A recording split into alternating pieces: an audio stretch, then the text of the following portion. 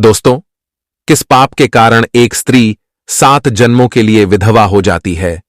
प्रिय श्रोताओं, आज मैं आपको एक ऐसी स्त्री की अद्भुत और शिक्षाप्रद कथा सुनाने जा रहा हूं, जिसने अपने कर्मों के फल स्वरूप 7 जन्मों तक विधवा होने का दुख सहा। यह कथा न केवल हमें कर्मों के महत्व को समझाती है, बल्कि यह भी सिखाती है कि सच्ची भक्ति और पश्चाताप से हम अपने पापों से मुक्त हो सकते हैं। तो आइए इस कथा में डूबकर हम सभी सीखें और प्रेरणा ले। दोस्तों, यह कहानी एक और स्त्री की है जिसका नाम सावित्री था। सावित्री का जीवन एक आदर्श पत्नी के रूप में शुरू हुआ, लेकिन उसके कर्मों के परिणाम स्वरूप उसे भी कड़े दुखों का सामना करना पड़ा। सावित्री की यह कहानी हमें यह सिखाती है कि हमारे कर्म कितने महत्वपूर्ण होते हैं और कैसे सच्ची भक्ति और पश्चाताप से हम अपने पापों से मुक्त हो सकते हैं।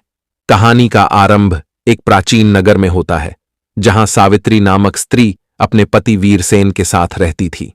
वीरसेन एक वीर और धर्मपरायण राजा था, जो अपने राज्य का ध्यान रखते हुए सदैव सत्य और धर्म के मार्ग पर चलता था। सावित्री और वीरसेन का जीवन सुखमय था, लेकिन नियति को कुछ और ही मंजूर था। वीरसेन को एक युद्ध में भाग लेने के लिए बुलाया गया और वह अपनी पत्नी को वचन देकर युद्ध के लिए निकल गया कि वह शीघ्र ही लौट आएगा।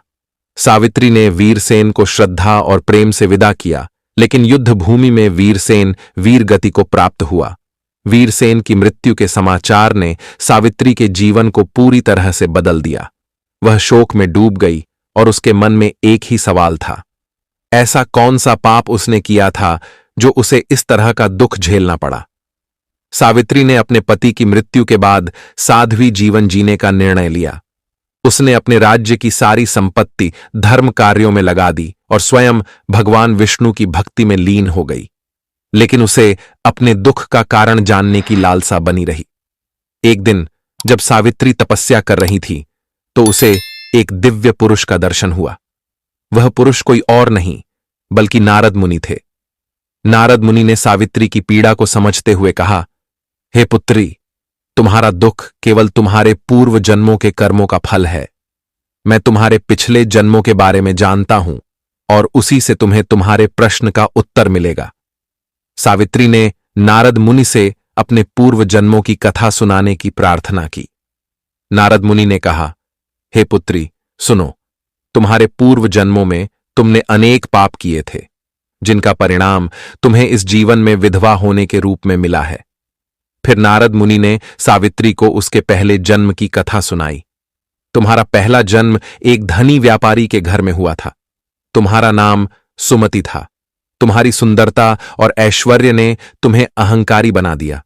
तुमने अपने पति का निरादर किया और उसे तुच्छ समझा। एक दिन जब तुम्हारे पति व्यापार के सिलसिले में दूर गए थे, तुमने एक दूसरे पुरुष से संबंध बनाए और इस अधर्म के कारण तुम्हारे पति की अकाल मृत्यु हो गई। इस पाप के कारण तुम्हें विधवा होने का श्राप मिला और यह श्राप तुम्हें अगले कई जन्मों तक भोगना पड़ा। नारद मुनि ने सावित्री को बताया कि हर जन्म में उसने अपने पापों का प्रायश्चित किया, लेकिन उसके कर्मों का बोझ इतना बड़ा था कि उसे 7 जन्मों तक विधवा रहने का श्राप मिला।